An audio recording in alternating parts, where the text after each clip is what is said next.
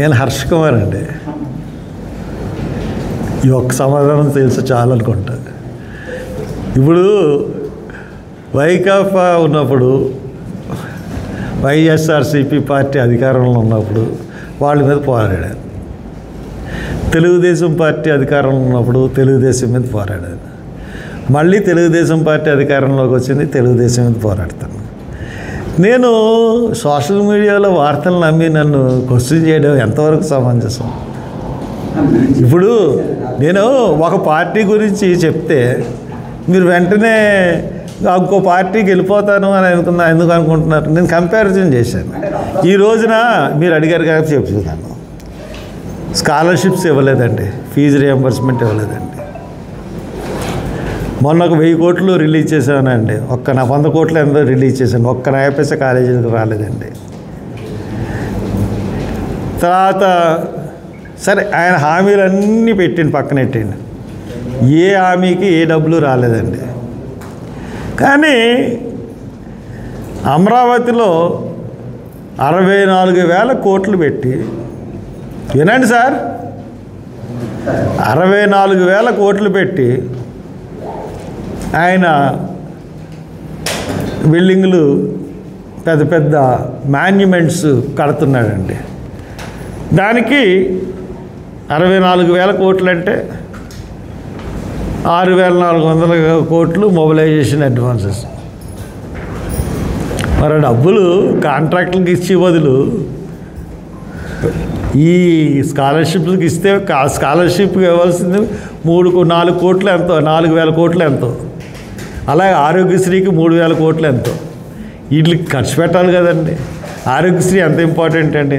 వాళ్ళు ఎప్పుడు పడితే అప్పుడు హాస్పిటల్ ఆపేస్తున్నారు. ఈ ఫీజు రియంబర్స్మెంటు ఒక ఇయర్ అయిపోయింది, నెక్స్ట్ ఇయర్కి వెళ్తే పిల్లలకి టీసీలు రావట్లేదు.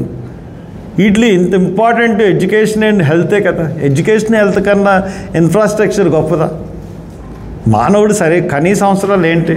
ఎడ్యుకేషన్, హెల్త్, తిండి బట్ట తర్వాత అయ్యే కదా మనకు కావాల్సినవి. దాని మీద ఖర్చు పెంచకుండా ఇన్ఫ్రాస్ట్రక్చర్స్కి వెళ్తూ ఉంటుంటే మనం ఏమంటామండి? తెలుగుదేశం పాలన బాగుందని అనగలమా? నేను అదే అన్నాను. అనవసరంగా నన్ను కదిపి మళ్ళీ తిట్టెత్తున్నాను తెలుగుదేశం. కాదండి, నేను మళ్ళీ నన్ను కలిగి తెలుగుదేశాన్ని తిట్టెత్తున్నారు. మీరు తెలుగుదేశం అభిమానులాగా ఉన్నారు.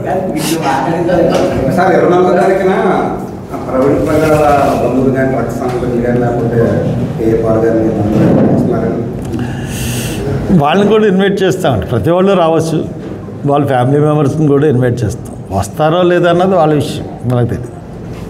సార్, ప్రవీణ్ ప్రగాఢలో చనిపోయింది నిర్మాణించే ప్రదేశం. ఆ ప్రదేశంలో ఒక బీర్ బాటిల్, ఒక ఫోన్ సెంటర్ దొరికిందని వాటిని సాక్షిగా చూపించిన అర్థం సమంజసం. నేను సాక్ష్యం అని చెప్పానండి మీకు. అది నేను సాక్ష్యం అన్నాను.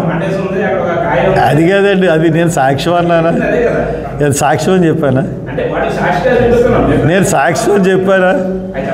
ఏమండి, సాక్ష్యం అంటే ఏంటి? సాక్ష్యం అంటే ఏంటి?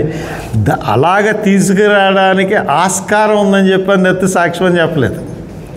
మీరు ఇలాగ 2 దారులు ఉన్నాయి, దారుల్లో ఇలాంటివి ఉన్నాయి, అలా తీసుకురావడానికి ఆస్కారం ఉందని చెప్పని సాక్ష్యం అని చెప్పలేను నేను. సాక్ష్యం ఏంటి?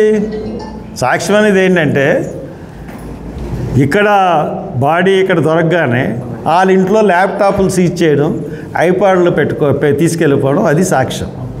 ఎందుకు తీసుకెళ్లాల్సి వచ్చింది? What is the motive? 16వ తారీఖున అతను యాంటీ కన్వర్షన్ బిల్ మీద ఆయన వాదిస్తున్నాడు కాబట్టి అతను వాదించకుండా చేయాలన్నది మోటివ్ అయ్యి ఉండొచ్చు. So that post mortem report 3 రోజుల్లో ఇవ్వాల్సింది 11వ తారీఖు పోస్ట్ మార్టం రిపోర్ట్ ఇచ్చినా కానీ 12వ తారీఖు ప్రెస్ మీట్ పెట్టి పాత వీడియోలు ఏమీ మాకు సంబంధం లేదన్న వీడియోలు ఐజీఎస్పీ పెట్టి మళ్ళీ అయ్యే వీడియోలు పెట్టడం అనుమానానికి దారితీస్తూ ఉంది. ఇవి సాక్ష్యాలు. అంతేగాని నేను వెనకాల నుంచి చూస్తుంది సాక్ష్యం ఎలా అవుతుందండి? ఒక అలాగా ఛాన్స్ ఉంటుందేమో. మిమ్మల్ని కూడా వెళ్ళి చూడమన్నాను. ఇప్పటికీ అక్కడ ఉన్నాయో లేదో తెలియదు కానీ మిమ్మల్ని కూడా అక్కడికి వెళ్ళి చూడమన్నాను. సో దాట్ అది సెపరేట్ బేస్ ఉంటాయి కదా. అలాగ రావడానికి ఆస్కారం ఉందేమో అని చూడమన్నాను. ఒకసారి చంద్రబాబుని తిట్టి మళ్ళీ విమర్శించినందుకు క్షమించమని అంటే నేను చంద్రబాబుని తిట్టింది ఏకవచనంలో తిట్టాను. 100% అది నేను తప్పే కిందే భావిస్తున్నాను. ఒక ముఖ్యమంత్రిని ఏకవచనంలో సంబోధించి ఎంత ఫ్రస్ట్రేషన్లో ఉన్నా కానీ అట్లా మాట్లాడకూడదు. అలాగని చెప్పి చంద్రబాబు విధానాలని ఎప్పుడూ సమర్థించను, ఈరోజు కూడా సమర్థించను, ఈరోజు కూడా విమర్శిస్తాను. జగన్ ముఖ్యమంత్రి లేనప్పుడు తిట్టాను, ముఖ్యమంత్రి అయిన తర్వాత కూడా తిట్టలేదు. ముఖ్యమంత్రి లేనప్పుడు మా ఇద్దరం కాలేజ్ కాబట్టి ఏకవచనంలో మాట్లాడుకున్నాం, ఇది వేగిరే. ముఖ్యమంత్రి అయిన తర్వాత ఎవరినైనా సరే, ఏ ముఖ్యమంత్రిని అయినా సరే, పార్టీ ప్రెసిడెంట్లు అయినా సరే నేను కొంచెం మర్యాదగా మాట్లాడడం అలవాటు. అది కొంచెం ఫ్రస్ట్రేషన్కి గురయ్యి కొంచెం గబుక్కని ఒక ఏకవచనంతో మాట్లాడడం అన్నది నాకే ఎవరు అడగలేదు దీని మీద క్వశ్చన్, నన్ను ఎవరు అడగలేదు ఈ క్వశ్చన్, కానీ నాకే ఎంబ్రాసింగ్ అనిపించింది, మనసులో తెలుస్తుంది కాబట్టి చెప్పాను. కాబట్టి ఎవడో చెప్పినందుకు నేను చెప్పింది కాదు, ఇది మనస్ఫూర్తిగా చెప్పింది. ఇప్పుడు ఈ దాడులు మన జరిగిన దాడులు, కాశ్మీర్ దాడులు కదా, సోషల్ మీడియాలో రకరకాల అంటే మతం ప్రాతిపదిక మీద ఒక వాతావరణం సృష్టించబడుతుంది. దీన్ని ఎలా చూడాలి? అక్కడ కాల్చిన వాళ్ళు ముస్లింలు, రక్షించిన వాళ్ళు కూడా ముస్లిమ్స్ ఉన్నారు. దీన్ని ఎలా చూడాలి? అంటే కాల్చిన వాడు ఖచ్చితంగా ముస్లిం అన్నది, ముస్లిం అన్న వర్డ్ పక్కన పెడితే వాడు పాకిస్తానీ వాడు. పాకిస్తానీ ముస్లిం వేరు, ఇండియన్ ముస్లిం వేరు. ప్రతి దేశంలోనూ ముస్లిమ్స్ ఉంటారు, క్రిస్టియన్స్ ఉంటారు. భారతదేశంలో ముస్లిమ్స్ ఉన్నారు, భారతదేశంలో క్రైస్తవులు ఉన్నారు, భారతదేశంలో హిందువులు ఉన్నారు. అలాగే ప్రతి కంట్రీలో ముస్లిమ్స్, క్రైస్తవులు, హిందువులు, అమెరికాలో ఉన్నారు. క్రిస్టియన్ కంట్రీ, అందరూ క్రిస్టియన్సే ఉంటారు. ఆ క్రిస్టియన్ కంట్రీలో మనం గుళ్ళు కట్టుకుంటే వద్దంటారా? కొన్ని దేశాలు హిందువుల మీద దాడి చేస్తున్న దేశాలు, పాకిస్తాన్ కానీ బంగ్లాదేశ్ కానీ, హిందువులు అనేటువంటి కల్లా మైనారిటీగా ఉన్న వాళ్ళ మీద దాడి చేస్తున్నాయి. క్రిస్టియన్స్ మీద దాడి చేస్తున్నాయి, హిందువుల మీద కూడా దాడి చేస్తున్నాయి పాకిస్తాన్, బంగ్లాదేశ్. ఇప్పుడు ఇండియన్ ముస్లిమ్స్కి వచ్చేటప్పటికి, ఇండియన్ ముస్లిమ్స్ నేను హైదరాబాద్లో కానీ, మొన్న సూరత్లో కానీ, లేకపోతే ప్రతి చోట కూడా ముస్లిమ్స్ ఈ పాకిస్తాన్ చేసిన దుశ్చర్యను ఖండిస్తూ ప్రతి వాళ్ళు కూడా పెద్ద పెద్ద ఊరేగింపులు జరిపారు, ర్యాలీలు జరిపారు. వీఆర్ సపోర్టింగ్ ఇండియా అని. ఎందుకంటే ఇండియాలో ఉన్నవాడికి ప్రతి వాడికి ఆ ఫీలింగ్ ఉంటుంది. మీలో కానీ నాలో కానీ ప్రతి ఒక్కళ్ళలోనూ మనవాడు చనిపోయారు రెండేడు కల్లా ఎంత రక్తం మరిగిపోయింది. సో దాట్ అది అది అది అది ఆటోమేటిక్గా వచ్చిన దేశభక్తి. ఆ దేశభక్తిని ఇది ముస్లిమ్స్కి లేదు, క్రిస్టియన్స్కి లేదు, హిందువులకు లేదు, పలానా వాడికి అనడానికి లేదు. ప్రతి ఒక్కరికి, ఈ దేశంలో నివసిస్తున్న ప్రతి ఒక్కరికి అది ఉంటుంది. ఎవడో కొంతమంది టెర్రరిస్టులు ట్రైన్ చేయబడి స్లీపర్ సెల్లో ఉన్న ఎదవలకి తప్పితే తక్కువ వాళ్ళందరికీ ఆ భక్తి ఉంటుంది. దీన్ని బీజేపీ అడ్వాంటేజ్గా తీసుకుని మతము మధ్య చిచ్చు పెట్టే పరిస్థితి తీసుకొస్తుందంట. ఇప్పుడున్న పరిస్థితుల్లో ప్రతి ఒక్కళ్ళు కూడా గవర్నమెంట్ను సపోర్ట్ చేయాలి.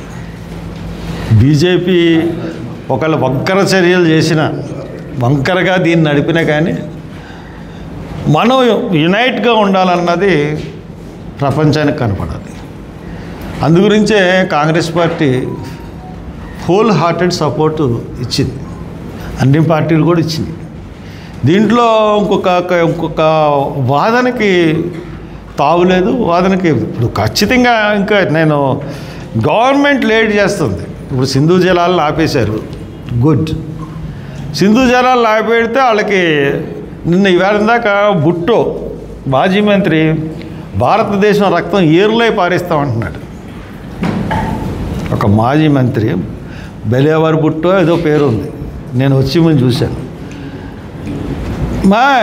మన వాళ్ళు చర్యలు దౌత్యపరమైన చేయడం కాదు, ఇంక యాక్షన్కి దిగాలి. ఇప్పుడు ఐక్యరాజ్య సమితిలో ఒప్పందం అయింది, ఏకపక్షంగా మనం సింధు జలాలను మన ఇష్టం, మన జలాల్ని వాళ్ళ దేశంలోకి వెళ్ళనివ్వట్లేదు. ఇప్పుడు దాకా మానవతా దృక్పథంతో మనం ప్రవహించాం, వాళ్ళకి ఆ మానవతా దృక్పథం లేదు. వాళ్ళకి ఆ మానవతా దృక్పథం లేకుండా మన టూరిస్టులని మన దేశంలోకి వచ్చి కాల్చి చంపేశారు. భర్త ఎదురుకుండా భార్య ఎదురుకుండా భర్తల్ని ఇష్టానుసారంగా కాల్చి చంపేశారు. చంపేసినప్పుడు మనకెందుకు ఉండాలి? ఆఫ్ చేయడమే, ఆఫ్ చేయడం, ఇమీడియట్గా అటాక్ కూడా వెళ్ళిపోవాలి. శుభ్రంగా పీఓకోని కూడా ఆక్రమించేసుకోవాలి. పాక్ ఆక్రమిత కాశ్మీర్ను కూడా ఇదే టైం ఆక్రమించేసుకోవాలి. సింధు జలాలను ఆపలేదని చెప్పి ఒక వాదన ఉంది. అంటే దాని ప్రాజెక్టులు ఏం లేవు, అది ఆటోమేటిక్ వెళ్ళిపోతుంది. ఏం గవర్నమెంట్ ఆలోచనలు ఎలాగున్నాయో మనకు తెలియదు కదా, మనం ఎక్స్పర్ట్స్ కాదు, మనం చూడలేదు. గవర్నమెంట్ తలుచుకుంటే ఏమన్నా చేయగలదు. ఆపాలనుకుంటే డైవర్ట్ చేయొచ్చు. డ్యాములు ఎంతసేపు కడతారు? మొత్తం అందరిని అక్కడే పెట్టి డ్యాములు కట్టేయగలరు. అంటే వర్షాకాలం వరదలు వచ్చినప్పుడు కొంత ప్రాబ్లం అవుతుంది. Sir, post mortem report public document కాదు కదా, ఒక హర్ష్ కుమార్ చేతికి ఎలా వచ్చింది? పోలీస్ రిపోర్ట్ ఎలా అంటే ఏదో మీ ఇన్ఫ్లుయెన్స్ ఉపయోగించారు అక్కడ మాకు. అంటే ఒక పని చేయాలంటే అలా కాదు, ఒక పని చేయాలంటే సామ పేద దాన దండోపాయాలు ఉపయోగించాలి. మనకు అది కావాలి. వాళ్ళు ఎవరంటున్నారు?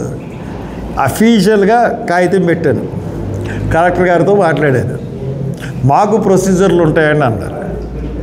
మరి నాకు ప్రొసీజర్లు ఉంటాయి కదా, నా ప్రొసీజర్లో నేను సంపాదించాను. ఇల్లీగల్ అయితే కేసు పెట్టుకోమనండి. వాళ్ళు ఇవ్వకపోవడం కూడా ఇల్లీగలే. నేను అఫీషియల్గా పెట్టాను, నాకు ఇచ్చేవారు కదా. ఇప్పుడు 10 అది దాంట్లో తప్పులున్నా లేకపోతే అది కరెక్ట్ కాకపోయినా ఏమన్నా పెట్టుకోవచ్చు. పైగా ఇచ్చింది ఏంటి? వాళ్ళు తహసీల్దార్ ముద్రతో ఇచ్చారు నాకు. దాన్ని కాదనలేరు.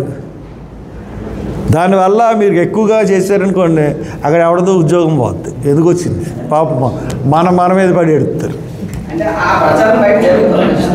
అబ్బాయి ప్రచారం కాదండి, ప్రతి ఉద్యోగిని స్కాన్ చేసేసి ఫోన్లు చాలా తతంగం జరిగింది. ఆలోచన కూడా చేశారు, దొంగతనం కేసు పెడితే ఎలా ఉంటుంది.